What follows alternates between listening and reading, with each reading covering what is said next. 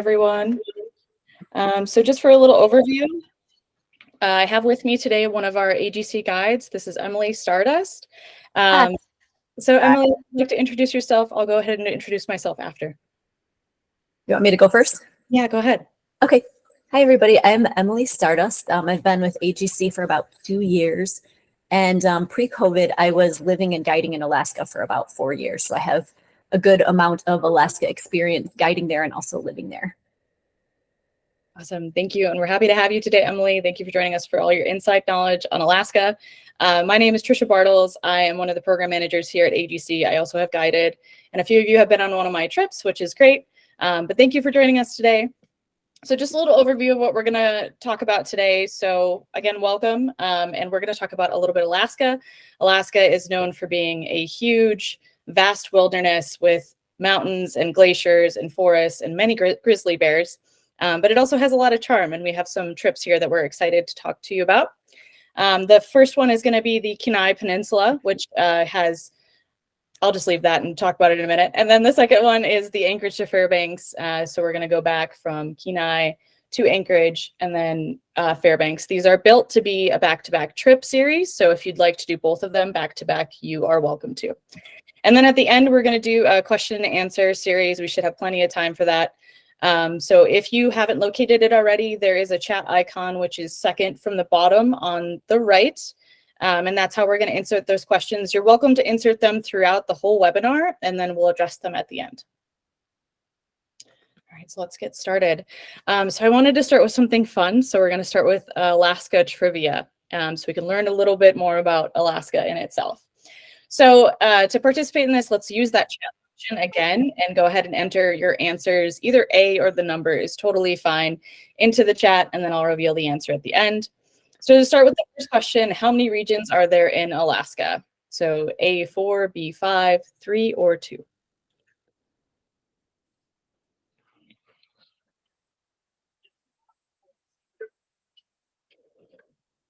Yes, Lanny.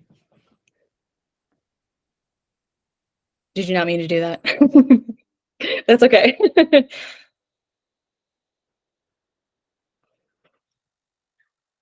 Awesome. And to reveal the answer, there are 5 regions actually. And this kind of shows the map of the 5 regions. A lot of people don't know that there's a southeast region. Typically, they think it's a part of the South Central, but the regions we'll be traveling in for these 2 trips are the interior and the South Central. So next question is going to be, what's the average temperature in Anchorage in June? So is it 55 degrees, 73, 67, or 63?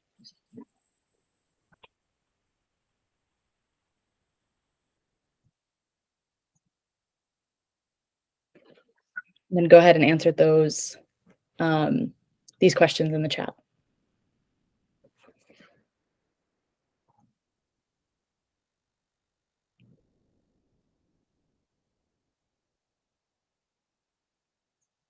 Great guesses, great guesses. The average temperature is actually 63 degrees. So the sun, even though it can be out for the majority of the day, it's still pretty cooler in June.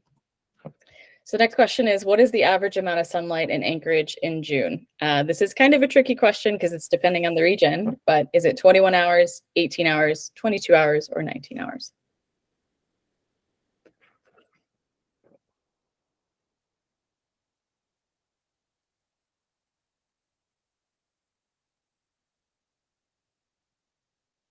Ooh, answers all over the place. The correct answer is actually 22 hours, and it depends on the region. So it can range from either 18 to actually closer to 24. So when we get more north, I believe the sunlight is a little longer, and then we get more south, it's a little longer. How many national parks does Alaska have? Is it 4, 8, 5, or 9?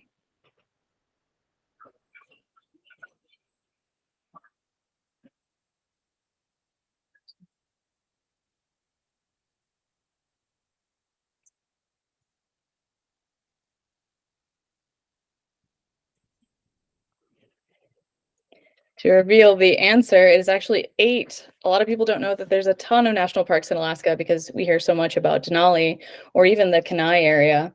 But as you can see here, there's Gates of the Arctic, Lake Clark, Katmai, plenty to choose from. What is the population of Alaska? So I don't think a lot of people know the answer to this question. So is it A, 732,000, 865,000, 633,000, or 935,000?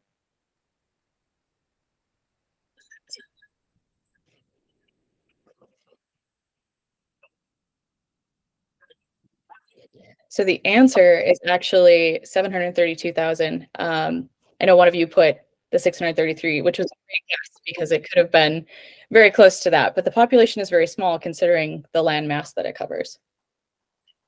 So now that we've learned a little bit about Alaska and some fun facts that you can take with you at the end of this webinar, we're going to jump into the first trip. So this is the trip. They run in tandem, like I said, so you can do one and then build it into the other.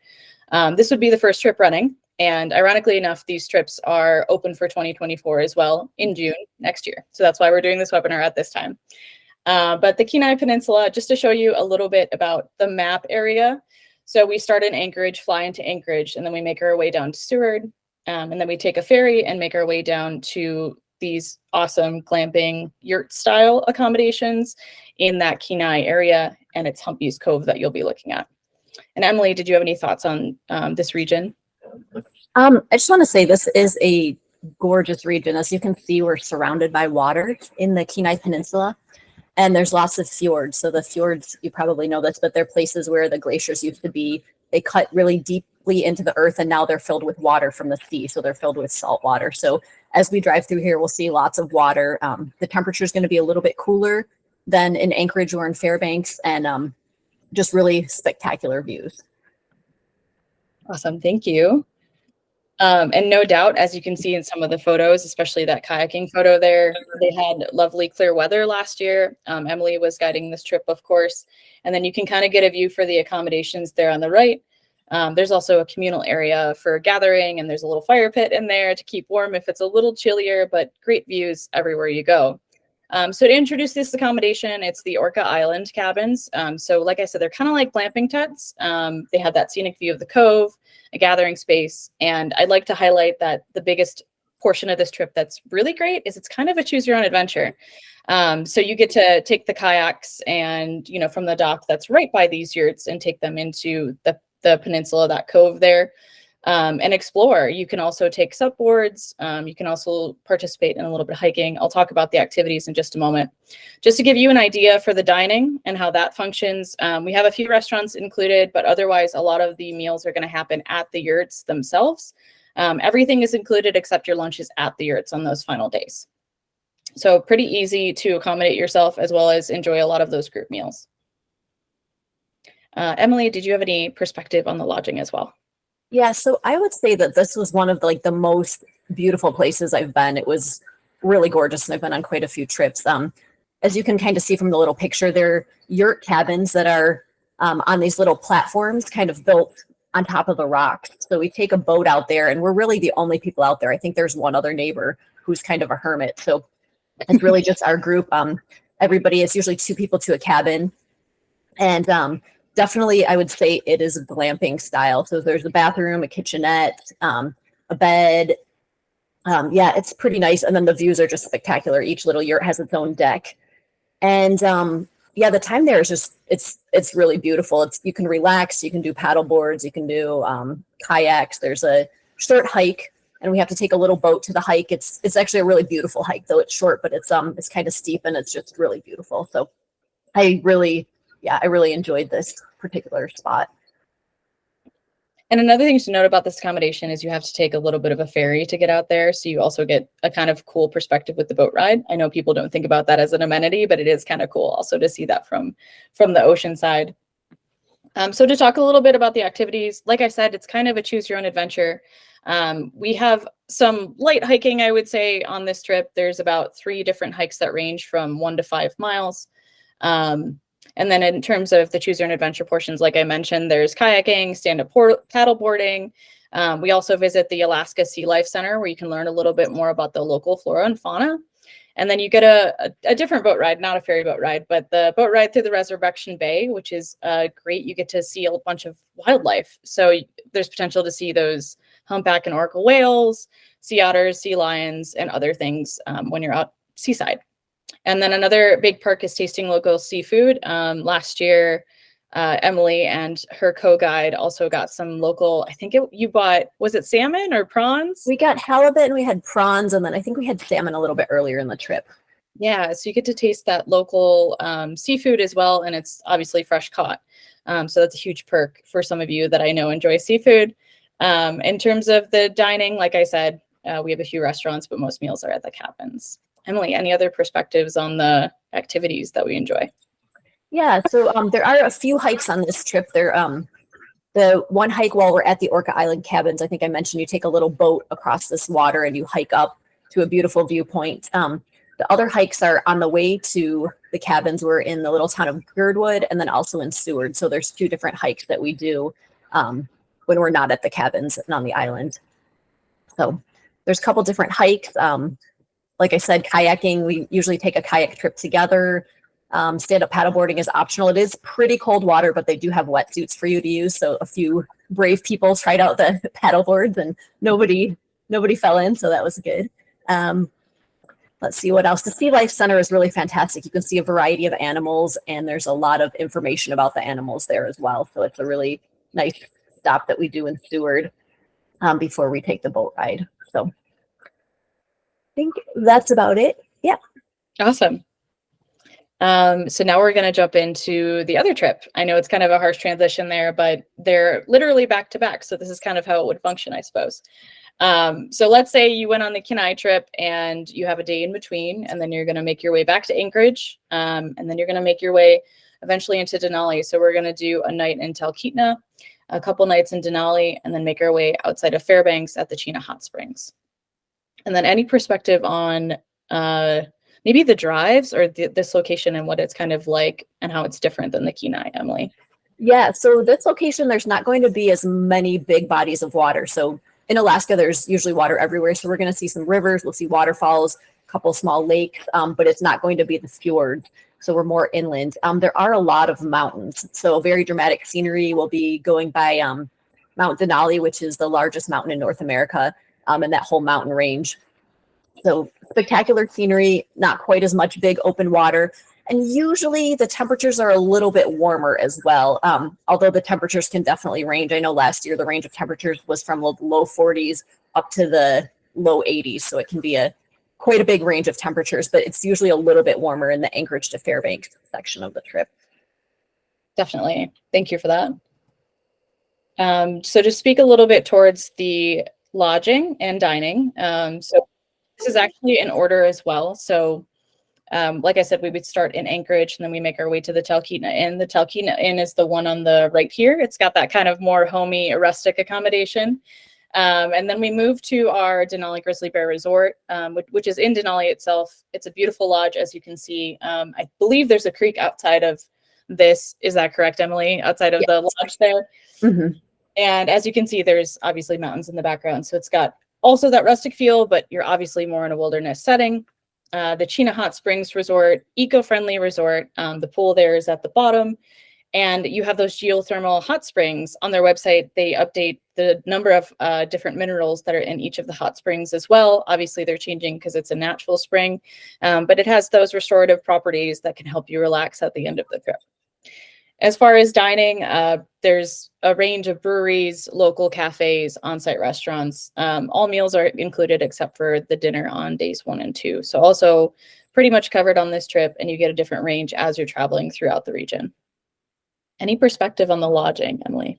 Yeah, so Talkeetna, like Trisha was saying, it's kind of rustic. It's a little bit smaller of an accommodation, but really it's a spectacular location. So it's within walking distance of the little town of Talkeetna, which is a kind of funky, quirky, interesting town. One strange fact is they one time elected a cat to be their mayor. No joke. So the cat was the mayor for a while, I guess. I don't know what he did as mayor, but anyways, right behind the accommodations, there's a river and kind of a little park area. And then depending on the weather, if we get lucky and get clear weather, there can be a view of Mount Denali, just like basically right from our backyard. So really the location is quite fantastic. Grizzly Bear Resort. Yep. There's like a little river that runs behind that too. So like I said, lots of water on this part of the trip. The accommodations are quite lovely. And we're not too far from the park either. So, and in that one, the guides have a little cabin and we cook food for you guys out of our little cabin. And then the Chena Hot Springs Resort, it is a resort. It's like a collection of buildings. It's at the end of this road. So we're sort of out in the middle of nowhere, but there are quite a few people that come there. People come from all over the world. And actually this resort is open year round, even in the winter, which is pretty cool. The hot springs are fantastic. They do have some other optional activities that you can participate in. I believe there's like a Jeep tour. There's a hike you can do. There's organic gardens that you can look at. And they did have horseback riding. I'm not sure if they still do that, but they had horseback riding at one point. So it's a really beautiful spot as well. And I would say the restaurants in Alaska, I definitely would recommend. We do go to the 49th State Brewing Company, which has homebrewed beer and yak burgers, local organic food. There's another little restaurant that we visit that has lots of like organic farm to table foods and just fantastic fish. If you are a fish eater, the halibut and the salmon are really delicious up in Alaska and very fresh. So those are some things you can look forward to on this trip. Perfect. And as Emily mentioned, these are some of the activities that you'll be participating in. So we've got a bunch of different hiking. A lot of them are out and back, ranging from 1.5 to around 5 miles, depending on the day. The highest elevation day is going to be about 1,700 feet, and that's on day 6. That sounds intimidating, but you're also building up as you go throughout the trip. So there's a lot of acclimation hikes built in so that by the time you reach that more challenging hike, it doesn't feel as challenging. Another thing that's really unique that this trip does is the Tundra bus tour. So you get to be in Denali with on the ground. You get to see the animals, the landscape up close and personal. It's a big hit. A lot of people love to do the bus tour. And there's a lot of naturalist type content as well. So you're going to get a lot of detail of things you couldn't find on your own. Rafting, as you can see front and center, we've got some lovely folks enjoying the rafting. I know the rafting can be a sticking point for certain people because it seems intimidating, but this is actually a beginner float. So there's a lot of class 1, class 2, and just one class 3 rapid. So very approachable if you've never done it before, a ton of fun. Often people are really nervous when they actually do it. And then when they get done, they're like, wow, that was a lot of fun. So it's definitely one of those activities that sounds intimidating, but very welcoming. And then as Emily mentioned, there's optional activities. So there's flight seeing that you can do. And that's actually the entire background that I've had for this series is a participant took that photo of the mountain range in Denali National Park. So you get to see a really like up close and personal top view of those mountains. And then there's also 4x4 Jeep tours, also as Emily mentioned, that you could book on your own as well. Anything to add, Emily? Yeah, so like I've been saying, I mean, the scenery in Alaska is just fantastic. So we do several different hikes. A few of them are in Denali, some of them are near Chena Hot Springs, and then some are kind of on the drives between our different locations. Most of them, I think, are under about 600 to 700 foot elevation gain, and then we do have one big hike, the Mount Healy Overlook, that's about 1,700 feet. So that is a big, a big mountain to climb up. The views from the top are fantastic. And yeah, the bus tour is really great as well. So we go on the bus tour and then somebody who's driving the bus will narrate. And so we really learn a lot about the history of Denali, a lot about different animals and plants and what's going on in the park. So that was just really interesting and fantastic, and definitely chances of seeing wildlife. And obviously I can't guarantee wildlife as your guide, but there is a chance to see caribou, moose, bears, potentially grizzly bears or black bears, and lots of other smaller animals as well. I think we spent like half an hour watching beavers last time. We saw beavers on the side of the road and we stopped the vehicle, and it was just this amazing thing to watch these beavers swimming around. So definitely good chances of seeing wildlife as well. And then, yeah, there's the rafting, which is a really great trip. And also the optional activities. I know there was one person that did the flight seeing last year, and she was very, very happy with her trip. So fantastic. That's it. So just to kind of bring it all back now that we've covered both trips. So this is the trip level that they're both at. So they're both a level 3. And I would say this is a range of level 3 because the Kenai Peninsula has more of that choose your own adventure aspect. It can be a softer 3 or a harder 3, depending on how many days you'd like to paddle, depending on if you'd like to subboard more, or if you're interested in participating in longer hikes. So that one has a little bit more of the range.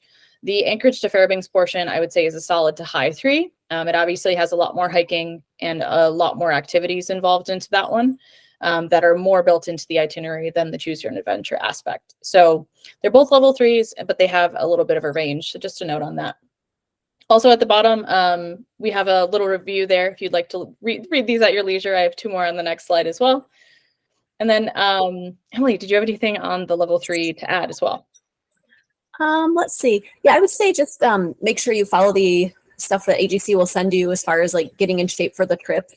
And as Trisha said, the Anchorage to Fairbanks trip does have much more intense hiking, whereas the Kenai doesn't have as much hiking, but there is more kayaking. So, and also a lot of it is optional. Like we do a kayak trip together, but if you wanted to just stay close to the cabins and didn't want to go, you know, as far as we were going, that's an option. And there usually are some options, you know, if you just want to take a rest and, you know, stay at the cabins versus going on the hike or going on the kayak trip. But yeah, I would definitely just say, yeah, make sure you follow the instructions for getting in shape and you should be good. Definitely. And we also have a partner.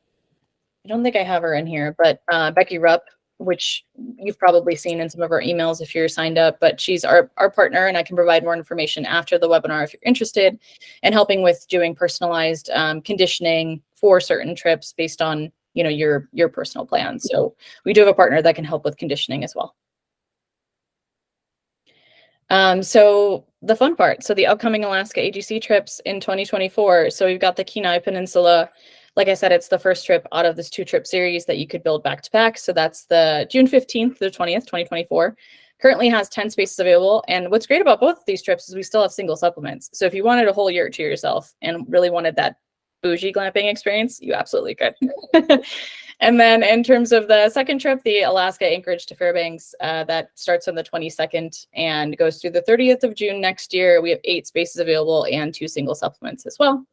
And like I mentioned earlier, these are some reviews from our participants last year. So just to read one of them, a dream come true of seeing Denali, which we did 4 times. Excellent guides with whom I felt very safe.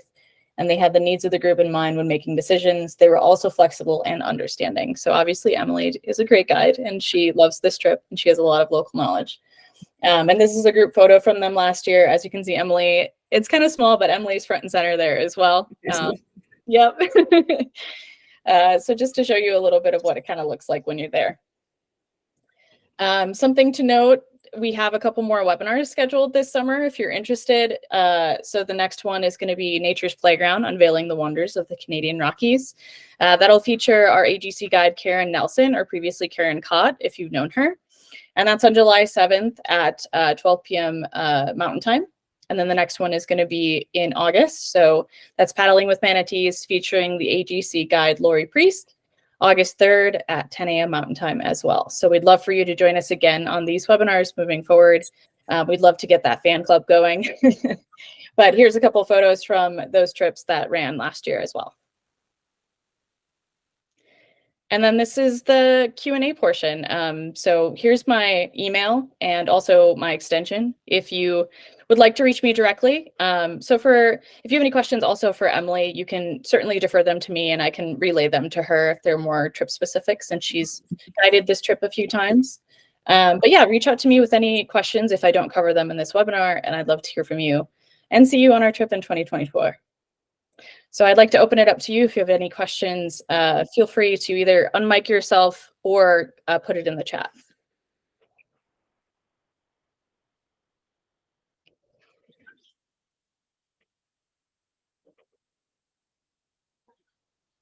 We must have did a great job, Emily.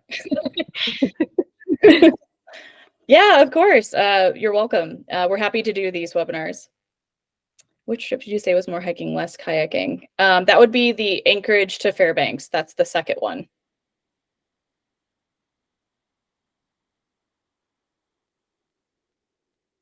You're welcome.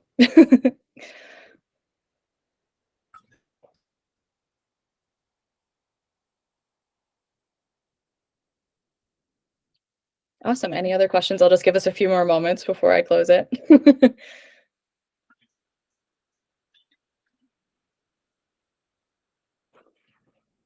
I think that's all of them. Laurel, we didn't have any. Oh, we do have another question. What airports do you fly into? So for both trips, it'll be the Anchorage airport. And then, well, let me phrase that per trip. So for the Kenai, you would fly in and out of Anchorage. And then for the Anchorage to Fairbanks, it would be into Anchorage, flying out of Fairbanks. So it's a point-to-point trip.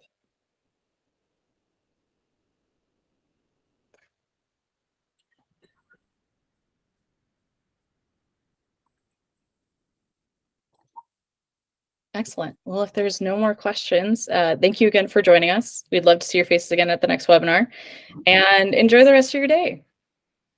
Thank you. Bye. Thanks, everyone.